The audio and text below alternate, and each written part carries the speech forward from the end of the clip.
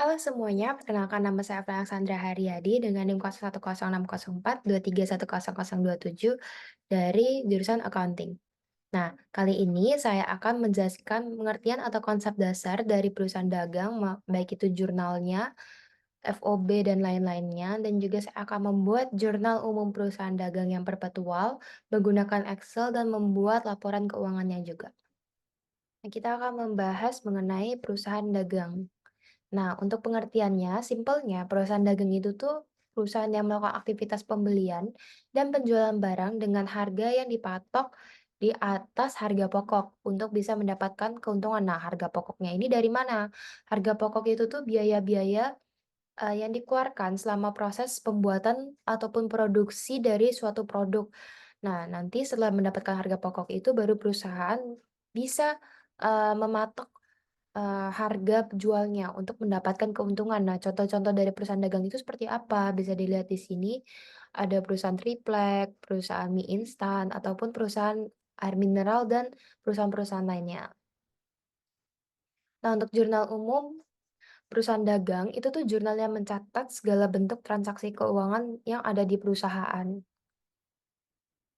Nah, di jurnalnya sendiri untuk perusahaan dagang itu tuh ada dua. Yang pertama perpetual dan periodik. Tapi untuk perusahaan-perusahaan sekarang biasanya itu lebih menggunakan yang jenis perpetual ketimbang periodik. Nah, untuk perpetual sendiri itu sistem yang mencatat persediaan stok barang dagangan secara langsung pada akun persediaan. Sedangkan yang periodik itu tuh mencatat jumlah persediaan barang dagangan pada saat akhir periode dengan melakukan perhitungan fisik.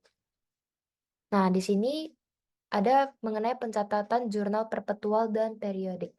Nah, kalau misalkan di periodik ada pembelian, retro pembelian, potongan pembelian, dan beban angkut pembelian. Di perpetual itu semuanya ditulis persediaan barang dagang, tidak ditulis seperti periodik yang pembelian, retro pembelian, dan lain-lainnya. Nah, kalau misalkan di periodiknya tulis penjualan, retro penjualan, potongan penjualan, beban angkut penjualan, di perpetual itu juga sama. Tetapi yang untuk penjualan dan retro penjualan itu tuh ada yang namanya HPP dan persediaan barang dagang. Nah, contoh singkatnya tuh seperti ini. PTA membeli kursi dengan harga 20.000 secara tunai. Nah, kalau di periodik jurnalnya tuh seperti ini. Pembelian di debit, kas di kredit 20.000 dan di perpetual ada jurnalnya seperti persediaan barang dagang 20.000 di debit dan kas 20.000 di kredit. Nah, untuk contoh yang kedua, PTA menjual kursi dengan harga 40.000 kepada PTB dan dibeli secara tunai. HPP sebesar 20.000. Nah, karena secara tunai otomatis pakai kas. Nah, gimana jurnalnya di periodik? Nah, kalau di periodik, kas di debit 40.000, penjualan di kredit 40.000 karena dia eh, menerima uang dari penjualan itu, makanya kasnya di debit dan penjualannya di kredit karena dia menjual. Nah, kalau di perpetual jurnalnya tuh seperti ini. Kas di debit 40.000, penjualan di kredit 40.000, HPP di debit 20.000, dan persediaan barang dagang ada di kredit 20.000. Nah, HPP-nya ini bisa disebut juga beban pokok penjualan. Jadi kalau misalkan dia ada di debit berarti dia mengurangi ekuitas, makanya HPP-nya di debit. Nah, selanjutnya ada perusahaan dagang dan juga perusahaan jasa, perbedaannya. Nah, yang pertama, perusahaan dagang itu kegiatan operasional utamanya berupa pembelian dan penjualan. Nah, yang kedua, mencatat proses pembelian dan penjualan persediaan dan harga pokok dagangan. Nah, untuk yang perusahaan jasa itu kegiatan utamanya adalah menyewakan atau menjual jasa. Nah, selanjutnya kita akan membahas mengenai FOB. Free on board itu tuh istilah pengiriman yang digunakan untuk menjelaskan tanggung jawab penjual dan pembeli atas barang yang rusak atau hancur selama pengiriman. Nah, singkatnya itu tuh seperti ini. Kalau FOB destination point itu berarti penjual bertanggung jawab sampai barang tiba di tujuan dan diterima pembeli. Jadi biaya ataupun resiko selama pengiriman terjadi itu tuh ditanggung oleh penjual. Nah, tetapi kalau misalkan ada FOB shipping point, itu kesepakatan yang memindahkan tanggung jawab pengiriman ke pembeli. Jadi biaya dan resikonya ditanggung pembeli dan ini menguntungkan penjual. Nah, seperti ini. Contohnya kalau misalkan ada biaya transport, kalau destination, FOB destination, biaya transportnya itu ditanggung oleh penjual. Nah, tetapi kalau misalkan FOB shipping point, biaya transportnya itu ditanggung oleh pembeli. Nah, selanjutnya ada term of payment. Nah, term of payment itu tuh adalah termin. Jadi, term of payment itu tuh produsen ataupun perusahaan biasanya memberikan jangka waktu tertentu kepada konsumen untuk melakukan pembayaran sebelum jatuh tempo. Nah, contohnya di sini ada di faktur atau invoice. Nah, di sini itu bisa dilihat garis merah ini, syarat terminnya 2/10 N/30. Maksudnya apa? Nah, jadi 2/10 ini jika pembeli dapat melunasi, sebelum 10 hari atau dalam jangka waktu 1 sampai 10 hari dari tanggal transaksi, dia akan mendapatkan diskon sebesar 2%. Tetapi kalau misalnya sudah lebih dari 10 hari, dia harus melunasi tanpa mendapatkan diskon, tetapi dia harus melunasi sebelum hari ke-30. Nah, untuk laporan keuangan itu tuh merupakan hasil akhir suatu proses kegiatan pencatatan akuntansi yang merupakan suatu ringkasan dari transaksi-transaksi keuangan yang terjadi selama periode tahun buku bersangkutan.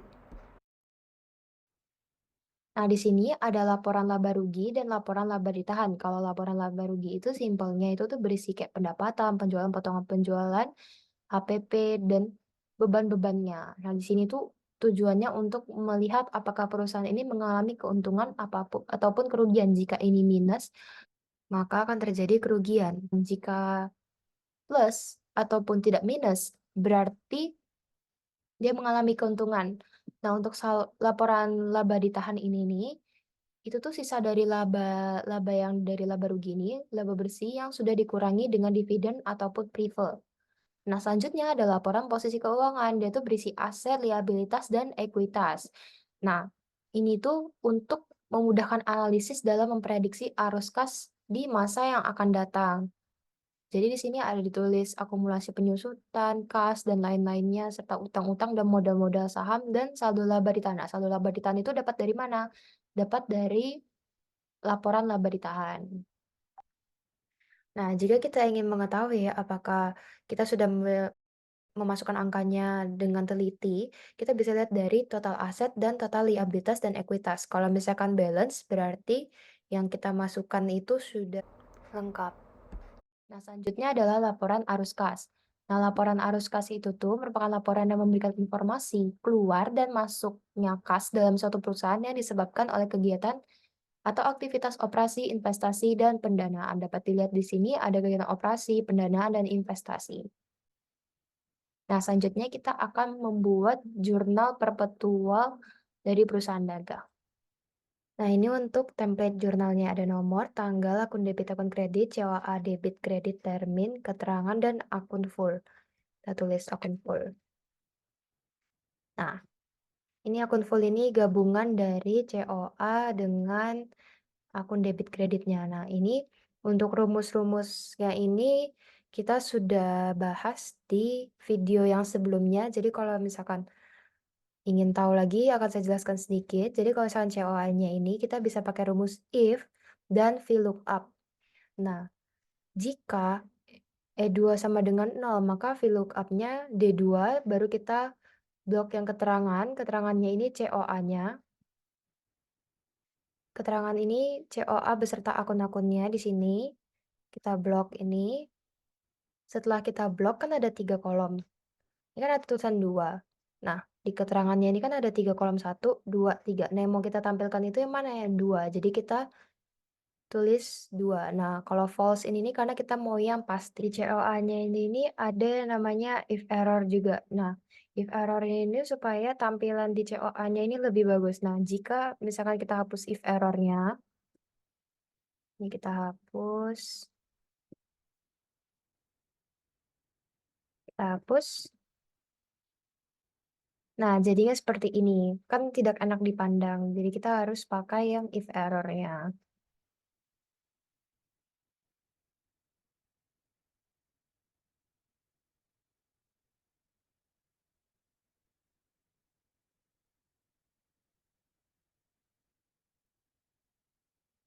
Nah, seperti ini. Nah, untuk buat yang akun fullnya itu kita tinggal copy paste dari COA ini, tetapi yang tadi kan kita pakai 2 karena dia ingin memunculkan di akun full ini ingin memunculkan yang akun full, jadi kita ganti jadi 3. Nah, lalu kita akan membahas yang keterangan ini. Yang keterangan ini berisi akun, seperti akun-akun yang dibutuhkan untuk membuat jurnal perusahaan dagang dari soal ini.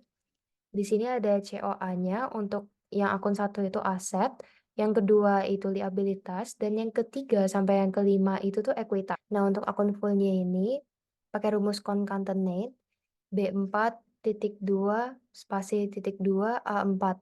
Nah, kan kalau misalnya kita cuma spasi, itu kan dia nggak ada spasi di sini nggak ada space-nya. Nah, tapi seharusnya kita itu menambahkan seperti ini, petik 2.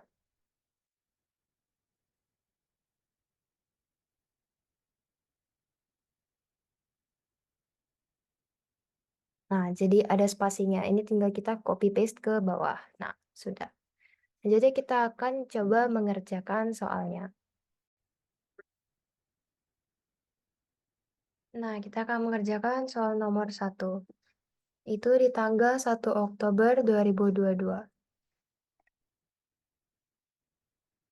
Nah, di sini ada surat pernyataan penyetoran modal para pemegang saham PT Dagang Happy. Nah, kita itu sebagai PT Dagang Happy.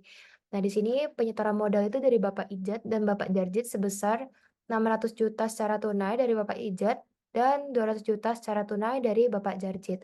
Nah, maka kalau misalkan ada penyetoran modal, kan kita diberikan modal, berarti kas di perusahaan kita bertambah. Nah, kalau misalkan kasnya bertambah, jadi debit.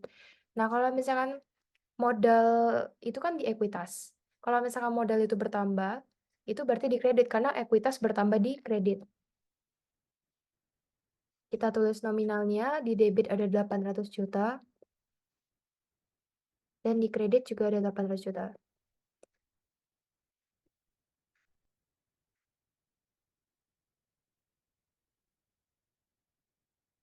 Nah, di keterangannya ini kita tulis penyetoran modal.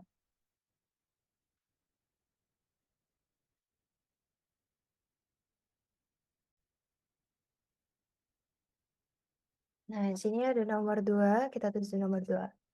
Di tanggal 5 Oktober 2022. Nah, di sini dari UD Makmur Samarinda dijual kepada PT Dagang Happy. Berarti di sini posisinya kita membeli sesuatu dari UD Makmur Samarinda. Nah, di sini itu kita membeli gel rambut dan pewarna rambut jumlahnya ada 500.000 dan 200.000. Nah, di sini juga ada syarat termin 2/10 N/30 juga.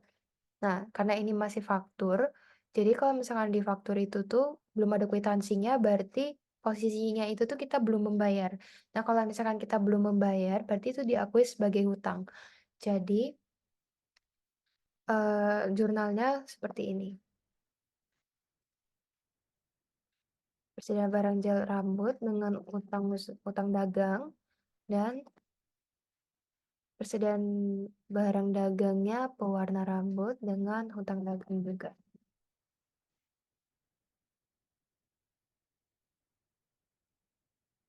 Nah, kita tulis di sini nominalnya ada 500.000. Di sini juga sama, utangnya 500.000. Ya, di sini 200.000. Dan juga 200.000 utangnya. Nah, kan dia ada termin. Nah, kita tulis terminnya di sini. 2/10, N/30.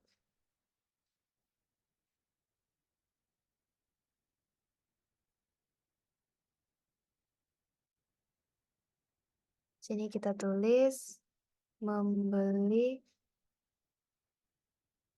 persediaan barang dagang.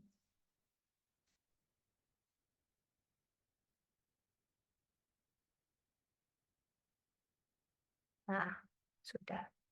Di sini saya akan menjelaskan kenapa persediaan barang dagangnya itu tuh ada di debit, sedangkan hutang di kredit. Nah, kalau misalkan kita membeli sesuatu kan persediaan barang dagang ini kan termasuk aset. Kalau misalkan dia bertambah, berarti dia bertambah di debit. Nah, kalau misalkan hutang dagang, kalau utang dagang itu kan liabilitas. Kalau misalkan liabilitas dan ekuitas bertambah di kredit, maka hutang dagangnya ada di kredit. Nah, di sini kan ada syarat 2/10 N/30. Artinya, kalau misalnya kita bisa melunasi dalam jangka waktu 10 hari, kita akan mendapatkan potongan 2%. Tetapi jika tidak, kita tidak akan mendapat potongan, tetapi harus melunasi batasnya itu tuh atau jatuh temponya itu ke hari 30. Nah, hitungannya itu mulai dari tanggal 5, 6, 7, sampai 10 dan 30. Nah, di sini ada surat keterangan jalan. Nah, surat jalan itu tuh barang yang penting karena biasanya itu dipakai untuk bukti kalau misalkan ada produk atau barang yang keluar maupun masuk ke dalam gudang. Nah, biasanya surat ini nih terbit bersamaan sama faktur dan faktur itu tuh kan biasanya dipegang sama pihak keuangan. Nah, untuk pihak gudang itu nggak mungkin pegang faktur, karena di situ nanti mereka bisa lihat harga-harganya. Nah, untuk pihak gudang diberikan surat keterangan jalan. Jadi ini sebagai pegangan untuk pihak gudang memantau keluar masuknya barang. Nah, yang di tanggal yang sama, tanggal 5 ada kwitansi dari jasa kirim ekspres. Ongkos kirim FOB shipping point dari UD Makmur Samarinda. Nah, berarti kan posisinya UD Makmur Samarinda itu kan sebagai penjualnya. Nah, kalau misalkan dia sebagai penjual, terus di sini tulisannya ongkos kirim FOB shipping point. Nah, berarti kan shipping point kan pembeli yang membayar. Nah, jadi PT Dagang Happy yang membayar. Jadi di sini tuh bisa diakui sebagai beban angkut pembelian. Nah, tetapi karena ini jurnal dagang perpetual, beban angkut pembelian itu kan tidak ada seperti dari yang konsep yang kita sudah jelaskan di awal video. Nah, jadi kita ganti jadi persediaan barang dagang dengan karena ini kwitansi, berarti kan sudah membayar, berarti kas, karena kas berkurang di kredit. Nah, kenapa persediaan barang dagangnya di debit? Nah, jadi kalau dia tuh di debit karena termasuk biaya untuk dapetin persediaan, makanya dia ada di debit. Sini kita tulis sebesar 100.000.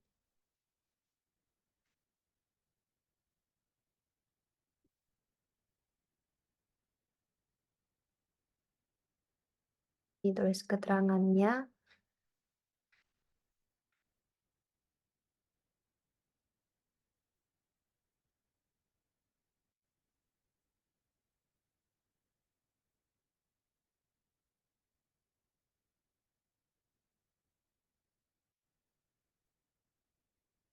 Nah, seperti ini. Nah, selanjutnya sini ada nota retur pada tanggal 7 Oktober 2022. Nah, di sini kita tulis nomor 3, tanggal 7 Oktober 2022. Nah, di sini ada nota retur dari PT Dagang Happy kepada UD Makmur Samarinda. Nah, jadi PT Dagang Happy ini kan mengembalikan barangnya. Nah, keterangannya karena expired. Nah, jadi bagaimana jurnalnya?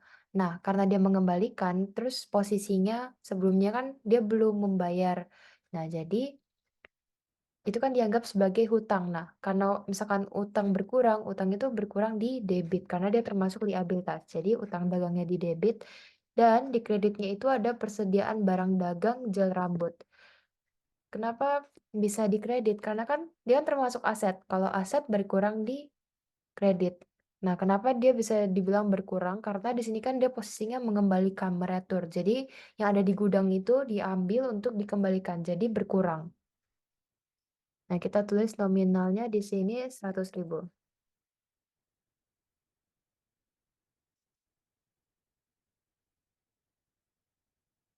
Di sini kita tulis alasan deskripsinya.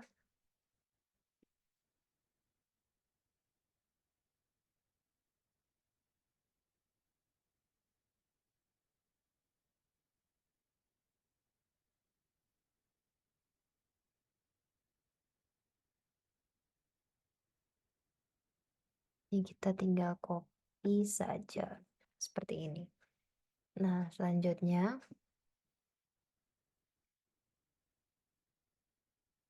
ada surat keterangan jalan. Nah, posisinya ini supir PT Dagang Happy yang menandatangani untuk diberikan kepada penerimanya itu UD Makmur Samarinda. Nah, di sini tuh ada surat keterangan jalan tentang gel rambut yang dikembalikan itu. Untuk penjelasannya sama seperti yang sudah kita jelaskan sebelumnya. Nah, di sini ada kwitansi. Kwitansinya ini ongkos kirim FOB shipping point dari PT Dagang Happy. Nah, jadi pembayarannya itu dilakukan oleh UD Makmur Samarinda.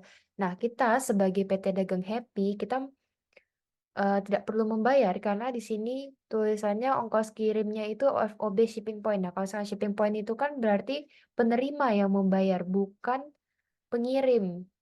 Jadi kita tidak perlu memasukkan jurnalnya karena kita tidak mengeluarkan uang untuk beban transport.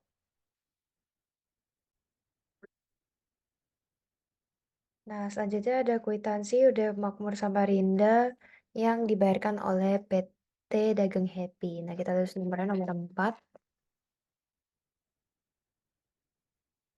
di tanggal 8 Oktober 2022.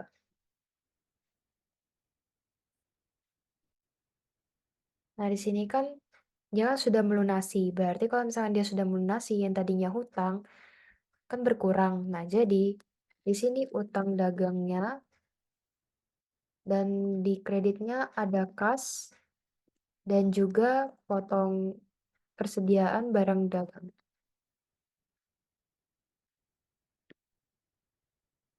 Nah, kenapa hutang dagangnya ada di debit? Yaitu karena dia sudah melunasi, jadi kan hutangnya berkurang. Nah, kalau hutang berkurang tuh ada di liabilitas.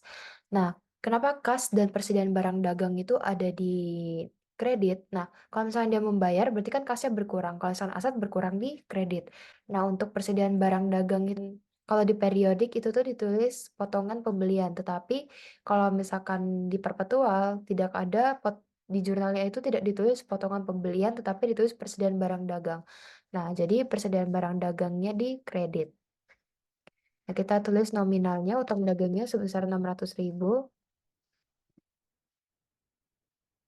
Kas yang dikeluarkan untuk membayarnya itu sebesar 588.000. Nah, untuk potongannya itu kita tinggal kurangkan. Nah, sebesar 12.000.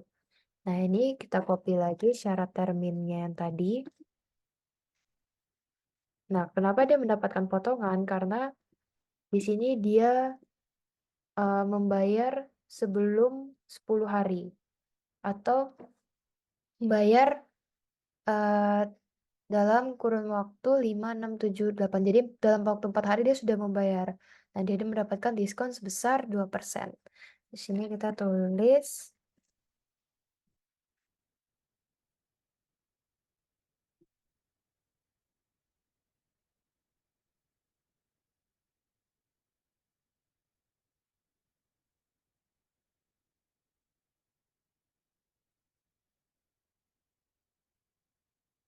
ini tulis keterangannya.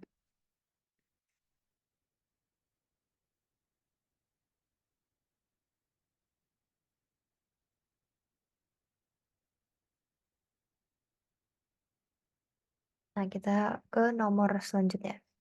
Di sini ada toko elektronik bahagia dijual kepada PT Dagang Happy berupa vitamin rambut dengan jumlahnya 500.000. Nah, di sini juga ada termin sama terminnya 2/10 N/30.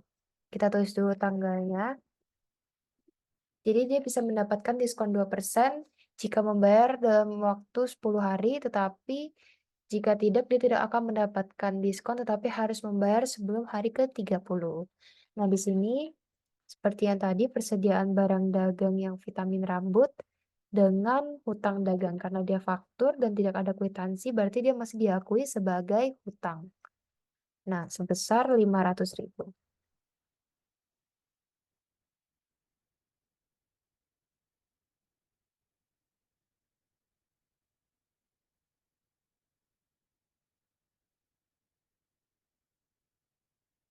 Syarat terminnya masih sama, kita copy.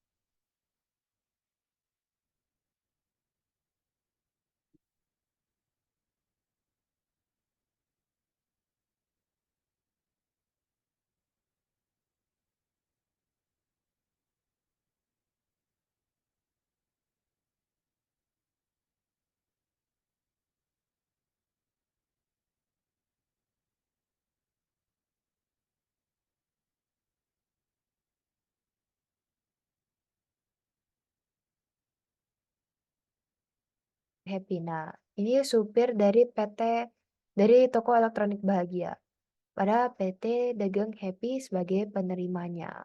Nah, ini akan diberikan kepada, pihak gudang, seperti yang sudah dijelaskan sebelumnya juga.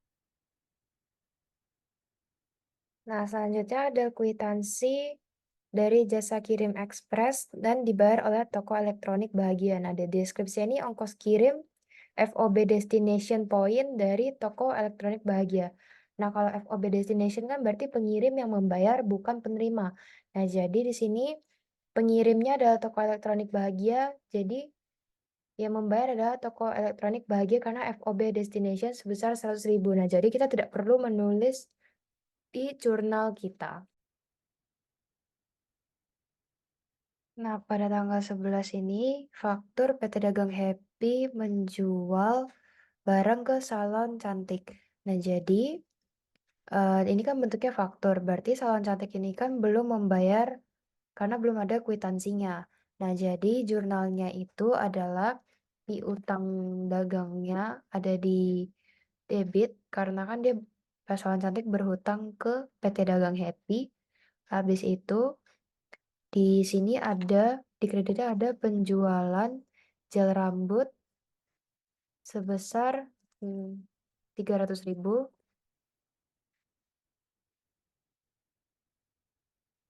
Nah, di sini juga ada syarat termin.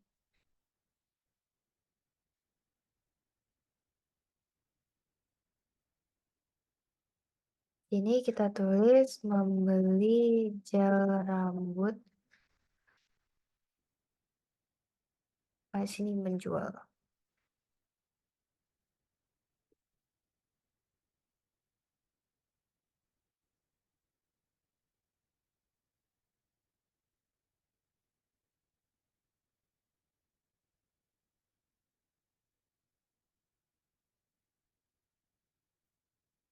Lalu di sini ada piutang dagang lagi dengan penjualan pewarna rambut. Senominalnya adalah 200.000.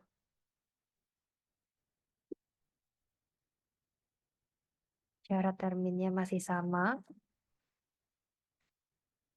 Dan di sini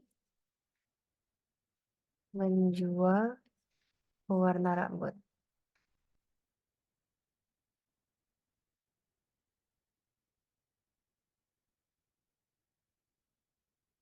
Nah, lanjut.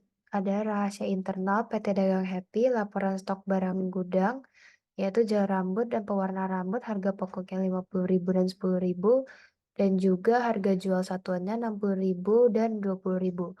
Nah, berarti di debitnya di sini ada HPP atau HPP harga pokok penjualan atau beban pokok penjualan, dia di debit karena mengurangi ekuitas. Nah, di sini ada persediaan barang dagang gel rambut. Nah, kenapa dia ada di kredit persediaannya? Karena kan di sini kan dia menjual. Kalau dia menjual kan berarti aset kita berkurang. Sehingga kalau misalnya aset berkurang, dia ada di kredit. Nah, di sini kita tulis nominalnya sebesar, ini kita lihat dulu,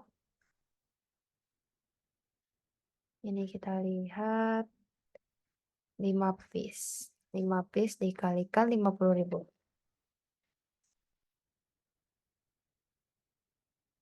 250.000.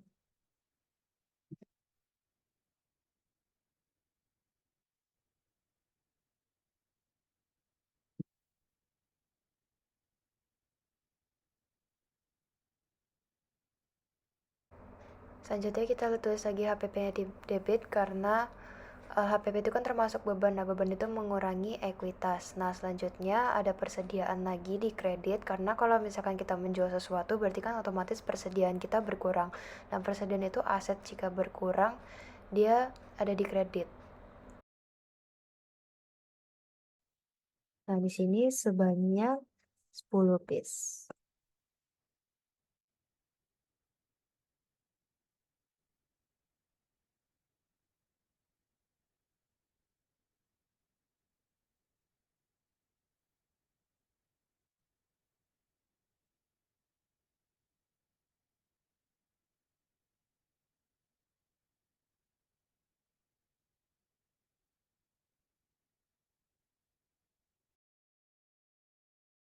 Nah, di sini juga ada surat keterangan jalan lagi, ditujukan untuk salon cantik.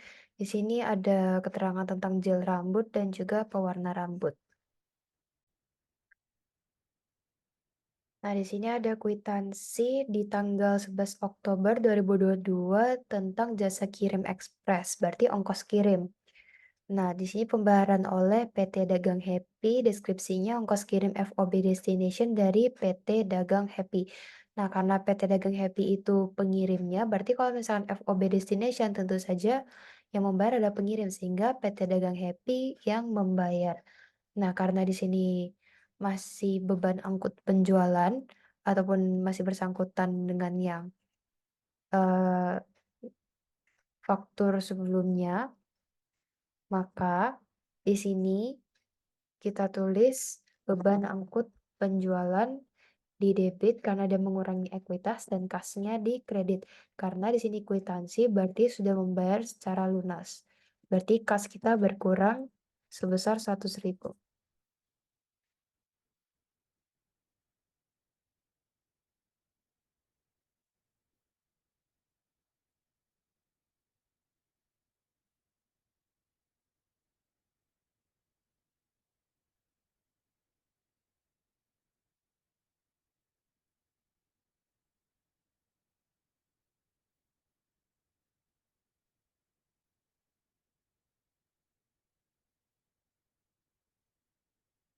Nah, di sini ada notariatur pada tanggal 13 Oktober 2022. Tulis. Nah, dari Salon Cantik ke PT Dagang Happy. Jadi, Salon Cantik itu meretur penjualan PT Dagang Happy berupa pewarna rambut sebanyak 2 piece karena salah warna. Nah, kalau misalkan dia meretur penjualan, berarti di debitnya ada retur penjualan. Kenapa dia ada di debit? Karena jika penjualan di kredit, bertambah di kredit, maka kalau misalkan dia berkurang, dia ada di debit. Karena sifatnya retur penjualan itu mengurangi penjualan. Nah, lalu karena dia sebelumnya itu membayar secara hutang, maka piutangnya salon cantik itu berkurang jika dia meretur penjualan dari PT Dagang Happy sebanyak 40.000. Sejumlah 40.000 di sini tidak ada terminnya, sini kita tulis keterangan.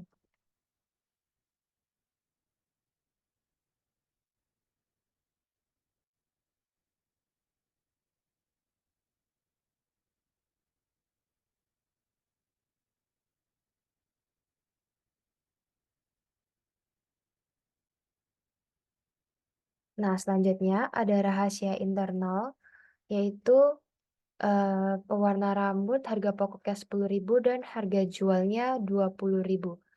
Nah, jika dikembalikan, maka persediaan barang dagangnya pewarna rambut itu bertambah di debit. Dan karena di sini kita mau mencatat harga pokoknya itu ada di kredit karena sifatnya menambah ekuitas. Makanya dia ada di kredit. Sini kita tulis karena dia mengembalikan 2 piece, jadi 2 dikalikan harga pokoknya.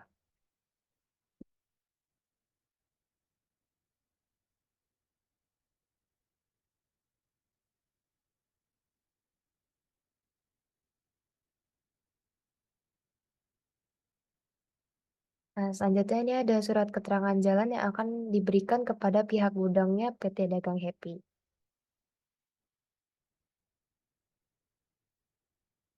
Nah, di sini ada kwitansi pembayaran dari Salon Cantik kepada PT Dagang Happy. Nah, di sini karena dia memenuhi syarat, dia membayar sebelum 10 hari, jadi dia mendapatkan diskon sebesar 1%. Nah, di sini kita tulis tanggalnya dulu, 14 Oktober 2022. Nah, karena dia sudah membayar, berarti kan kas kita bertambah.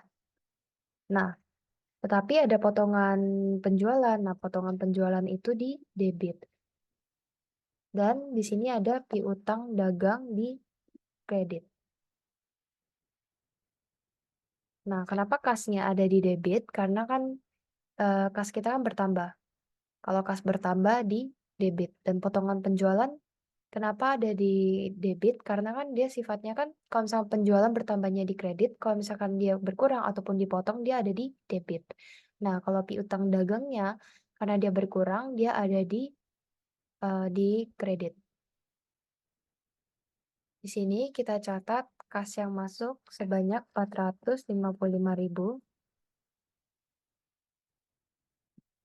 Untuk piutang dagangnya, di sini kita hitung 5 dikalikan.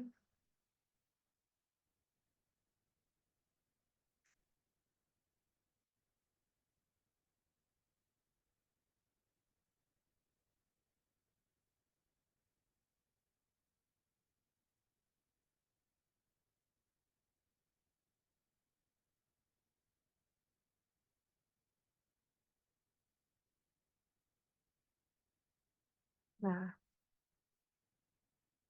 kita ke selanjutnya.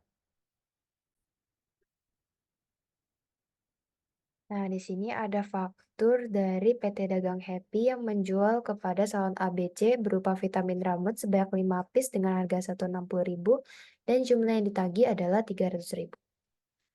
Kita tulis dulu nomor dan tanggalnya 15 Oktober 2022.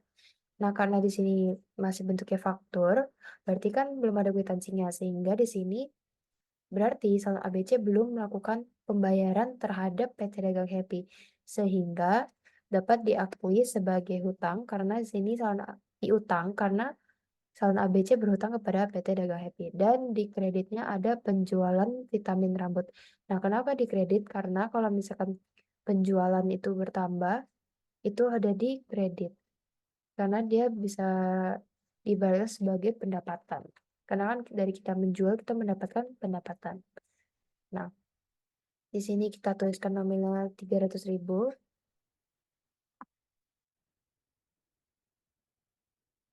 dengan syarat terminnya kita taruh di sini. Di sini kita tulis keterangannya.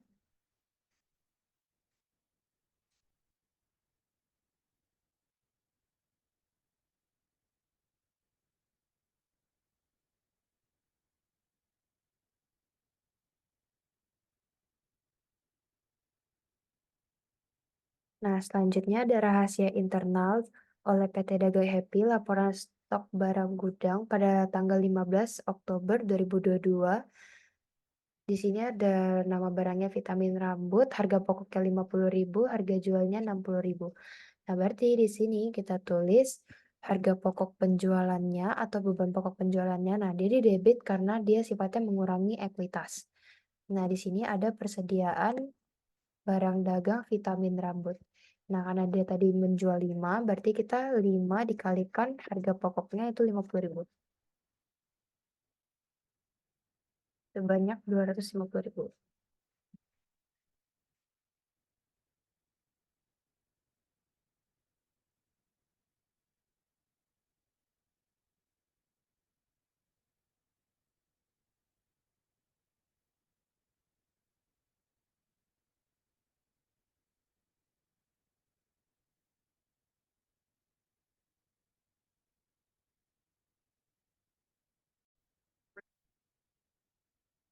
Nah, selanjutnya ada kwitansi dari toko elektronik Bahagia ditujukan untuk PD Dagang Happy pada tanggal 21 Oktober 2022. Nah, di sini karena bentuknya kwitansi berarti PT Dagang Happy ini sudah melunasi ke toko elektronik Bahagia tetapi tidak mendapatkan diskon yang berarti dia tidak memenuhi syarat 2/10 ini atau melunasi dalam kurun waktu 10 hari. Nah, jadi di sini karena dia sudah melunasi, berarti utang dagangnya kan berkurang. Nah, kalau utang dagang berkurang itu ada di debit, dan kalau misalkan utang dagangnya berkurang, berarti kan dia harus mengeluarkan kas atau uang untuk membayar hutang tersebut. Nah, jadi kasnya dikredit karena dipakai untuk membayar hutang yang ada. Nah, di sini kita tulis nominalnya.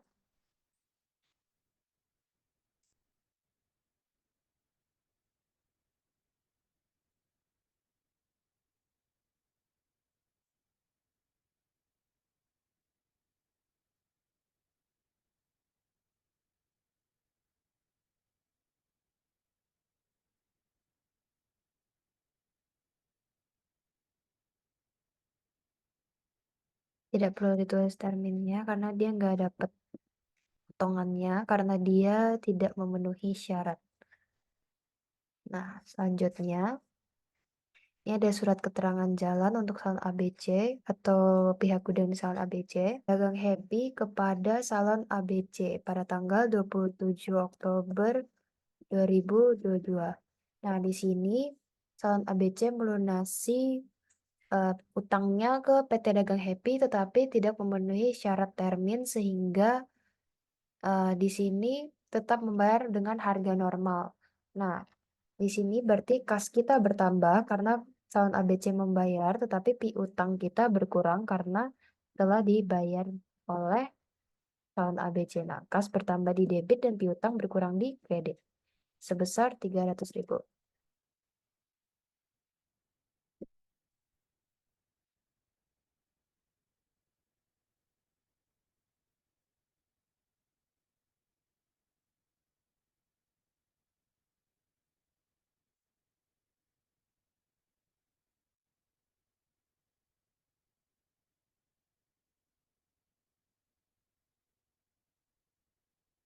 Selanjutnya adalah faktur dari toko lengkap dijual kepada PT Dagang Happy. Pada tanggal 31 Oktober 2022. Dia menjual meja rias 10 set dan kursi salon 10 set. Nah, karena ini masih faktur, berarti di sini kita masih berhutang. Jadi, di sini kita tulis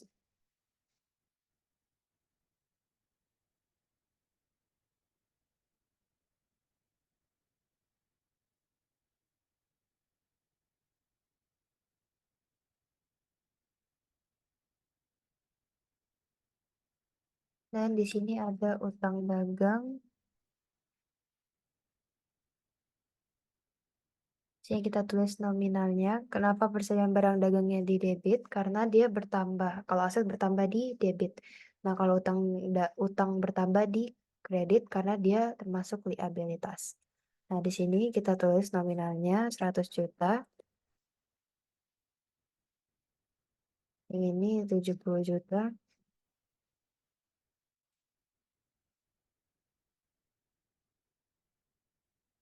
Utang dagangnya. Nah, di sini ada surat keterangan jalan untuk PT Dagang Happy. Nah, ternyata PT Dagang Happy itu melunasi pada tanggal 31 Oktober. Nah, jadi ternyata tidak utang. Nah, langsung ditulis atau diganti kas saja. Karena kan di sini dia langsung membayar, jadi kasnya berkurang di kredit sebesar 170 juta. Nah, di sini kita tulis keterangannya membeli peralatan peralatan untuk PT Dagang Happy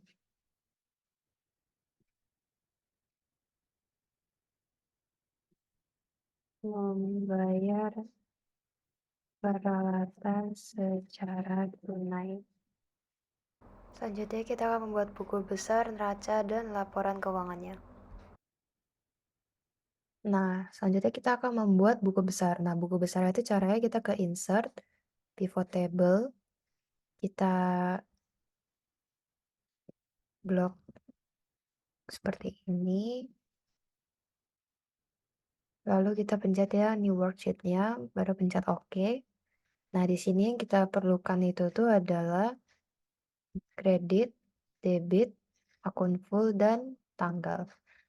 Untuk akun fullnya kita pindah ke filter. Nah, lalu kita akan membuat rumusnya di calculated field. Di sini kita tulis saldo debit. Jika debit lebih besar dari kredit, maka debit dikurang kredit, jika tidak, nol.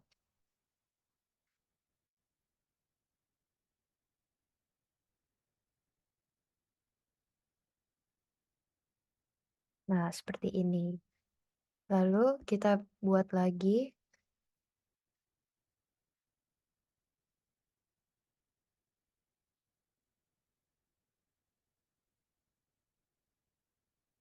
jika kredit lebih besar daripada debit, maka kredit dikurang debit, jika tidak nol.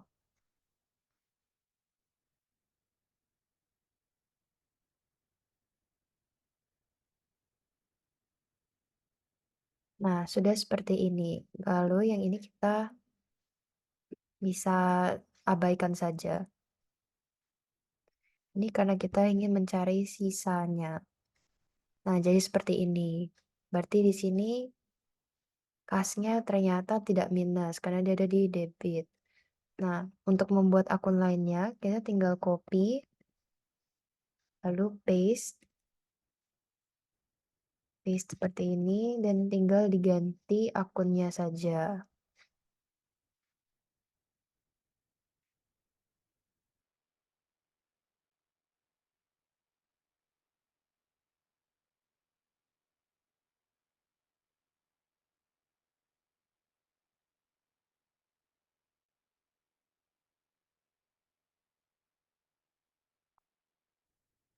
Nah, sudah selesai kita membuat buku besarnya. Selanjutnya kita akan membuat neracanya. Nah, caranya juga masih sama, kita ke insert, pivot table, lalu kita blok tabelnya, lalu yang new worksheet-nya, lalu di sini kita pakai tanggal, debit, kredit, SO debit, SO kredit, full. Sebenarnya kalau misalkan yang debit kreditnya nggak dipakai juga nggak apa-apa. Nah, lalu akun fullnya ini kita pindahkan ke atasnya tanggal, lalu di sini kita collapse entire field. Nah, seperti ini. Ini tidak perlu dipakai yang blanknya. Nah, bisa dilihat ini adalah total jurnalnya dan ini adalah debit kredit dari neracanya. Nah, kita cek apakah balance.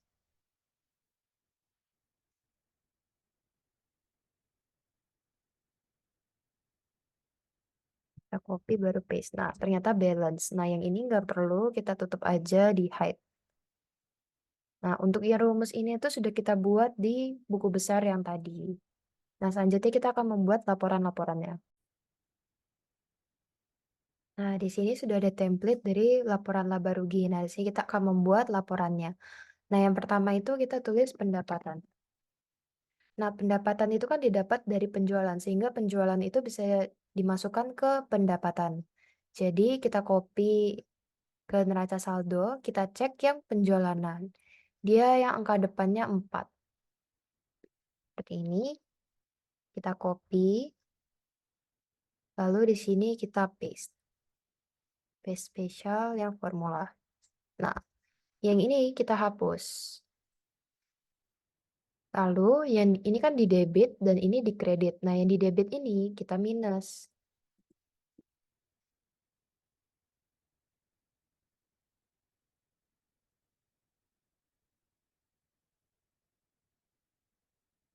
Ini kita pindahkan. Lalu yang ini kita hapus.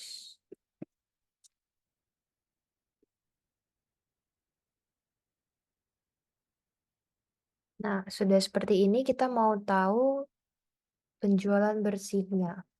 Terus penjualan bersih, baru kita totalkan semuanya.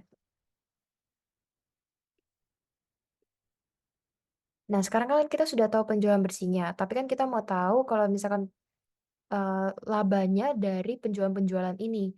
Nah, gimana caranya? Di sini kita harus mengurangkan penjualan bersih ini dengan HPP agar kita tahu untung bersihnya tuh seberapa dari penjualan ini. Kita akan neraca saldo lagi, baru kita yang ke HPP ini, kita copy, lalu di sini kita paste juga. Kita paste spesial, kita yang formula. Nah, ini kita hapus. Nah, karena dia di debit, dia juga di minus. Karena kan HPP itu kan beban beban, bisa dianggap beban. Nah, kalau misalkan dia beban, dia ada di debit, berarti kan sifatnya mengurangi ekuitas, makanya dia di minus. Nah, setelah itu kita mau tahu total pendapatannya. Nah, total pendapatannya itu kita tambahkan yang penjualan bersih dan HPP. Nah, ini total pendapatan bersihnya. Selanjutnya, kita mau tahu beban atau pengeluaran. Beban atau pengeluaran yang sudah kita keluarkan. Nah, kita akan neraca saldo lagi. Nah, ternyata bebannya itu yang di angka depannya 3. Nah, ternyata bebannya juga cuma 1. Jadi kita copy di sini. Kita copy, lalu kita paste spesial, kita value. Nah, dan ini kita hapus. Hapus. Nah, karena bebannya juga di debit, maka ini di minus. Nah, setelah ini kita tulis dulu total bebannya di sini. Total bebannya. Nah, laba bersihnya kita hitung juga. Laba bersih. Kita sum.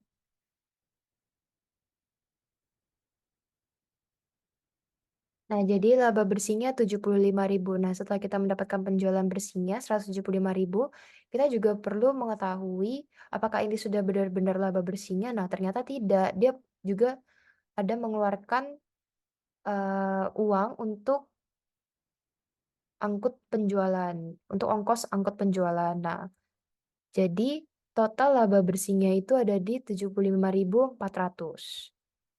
Nah, ini kita rapikan dulu.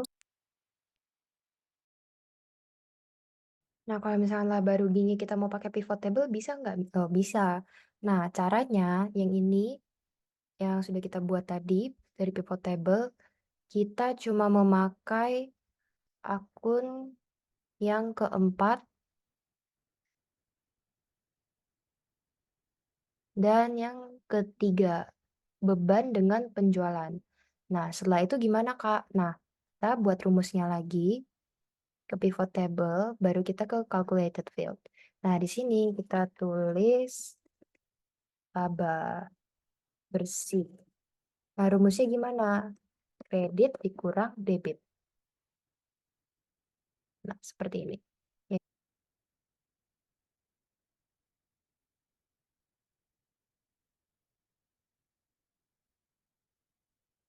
Nah, coba kita lihat hasilnya 75.400. Nah, sama ya hasilnya. Jadi kalau misalkan pakai pivot table juga bisa, mau manual juga bisa. Nah, sekarang kita akan membuat laporan laba ditahan. Nah, di sini sudah ada contoh template-nya.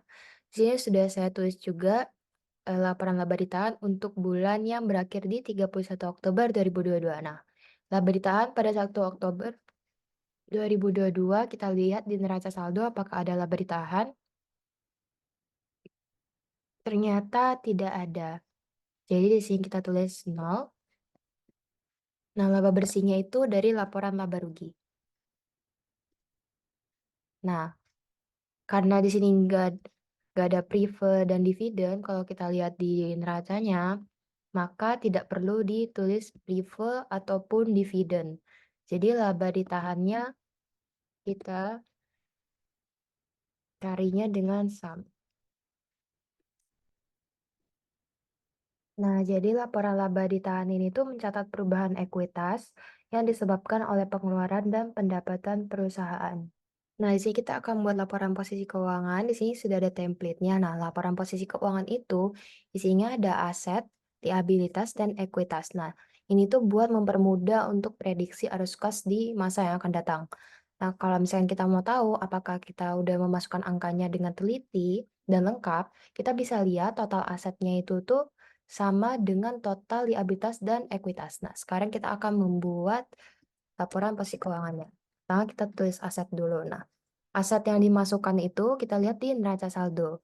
Nah, di neraca saldo itu aset itu yang angka 1. Jadi kita copy semua yang angka 1, kita copy, lalu kita paste. Nah, seperti ini. Yang ini kita hapus, kita pakai yang ini.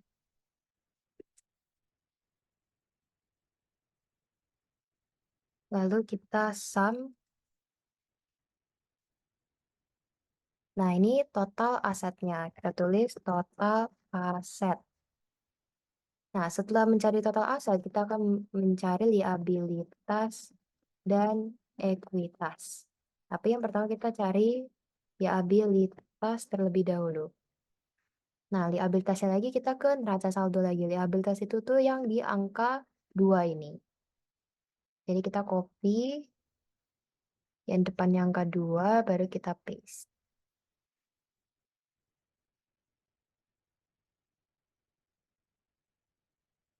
Nah, ini kita hapus. Nah, ternyata utang dagangnya itu 0. Jadi kita tulis total liabilitasnya 0. Nah, selanjutnya kita mencari ekuitasnya. Nah, di ekuitasnya itu kita ke neraca saldo lagi. Nah, ekuitas itu kan dari yang angka 3 sampai ke 5, tetapi kita cuma memakai yang 5. Nah, kenapa? Karena sebelumnya yang di angka 3 dan 4 ini kan kita sudah memakai di laporan laba rugi dan dihitung sampai ke laba ditahan. Jadi, bagaimana caranya? Seperti ini. Kita masukkan dulu yang modal saham-saham biasa ini. Lalu di bawah kita tulis saldo laba ditahan. Nah, saldo laba ditahannya itu dari yang laporan laba ditahan. Nah, ini kan sudah mencakup dari laba rugi dan lain-lainnya. Seperti yang udah diperhitungkan tadi. Jadi, ekuitasnya adalah saldo laba ditahan. Lalu di sini kita totalkan total ekuitas.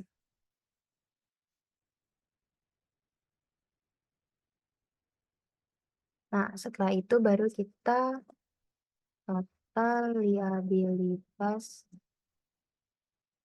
dan ekuitas.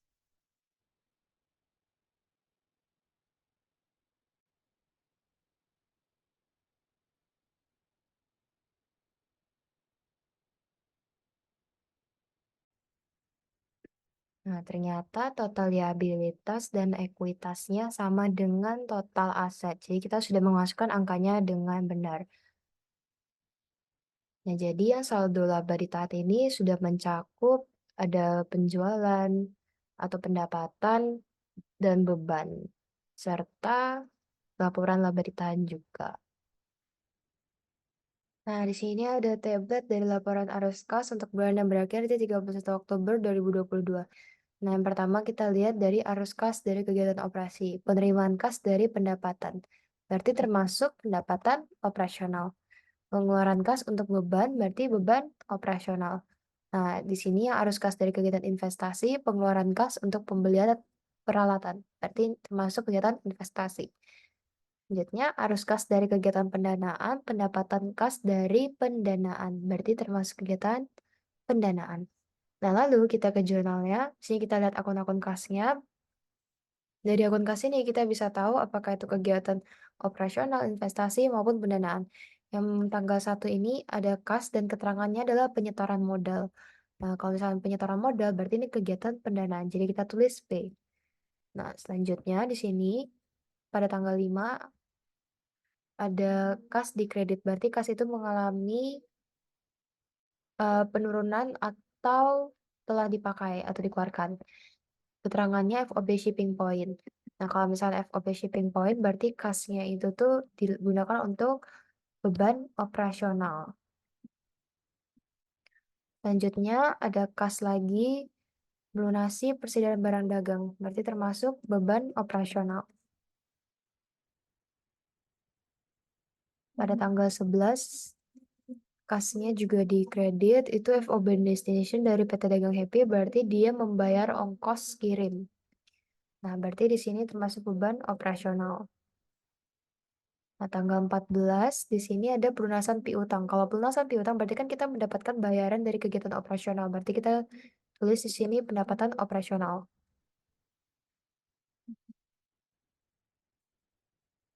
Nah, yang selanjutnya di tanggal 21 membayar utang dagang. Kalau misalnya membayar utang dagang berarti itu beban operasional. Selanjutnya adalah pelunasan piutang. Nah, pelunasan piutang berarti pendapatan operasional. Nah, tanggal 31 membayar peralatan secara tunai. Nah, kalau misalnya membayar peralatan secara tunai berarti termasuk kegiatan investasi. Nah, selanjutnya kita ke sini untuk mengisi nominalnya ke laporan arus kasnya. Nah, kita pakai rumus sum if. Nah, untuk range itu yang mana? Kita ke jurnal, lalu kita blok. Kita blok semuanya. Baru titik 2 koma lagi. Nah, kriterianya yang mana? Kriterianya kita mau yang PO. Nah, setelah itu, setelah kriteria, kita mau sum range. Sum range yang mana? Kita blok yang debit.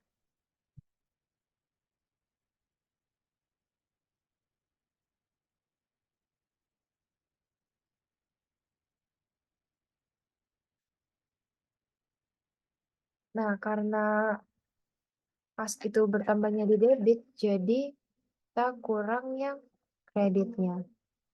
Sum if, untuk range-nya kita ke jurnal lagi, kita blok lagi, lalu titik 2 koma yang mana kriterianya kita pencet lagi ini, setelah kriterianya, lalu sum range-nya mana yang kredit. Di sini,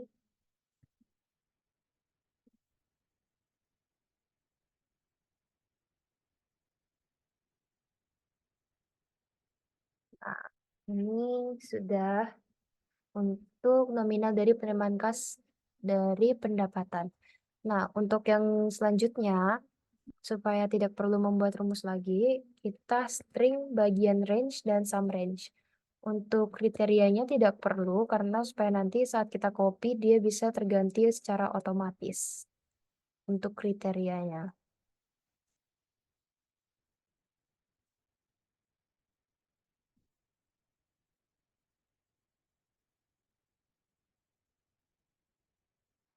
Kita copy lalu kita paste. Nah, sudah otomatis keluar nominalnya. Nah, ini untuk kas netonya kita sum. Nah, ini untuk kas netonya. Nah, untuk kenaikan neto dalam kas, kita pakai sum lagi. Kita totalkan yang kas neto, pengeluaran kas untuk investasi, dan pendapatannya. Nah, ternyata segini hasilnya. Untuk kas awal periodenya, karena jurnal yang kita buat ini adalah periode pertama, jadi kita nggak punya periode awal atau periode sebelumnya. Jadi di sini kita kosong, dan kas pada akhir periodenya kita sum. Nah, udah. Nah, laporan arus kas itu tuh laporan yang menyajikan informasi atau memberikan informasi keluar dan masuknya kas di perusahaan karena kegiatan investasi, operasional, dan juga pendanaan. Sekian dari saya, terima kasih.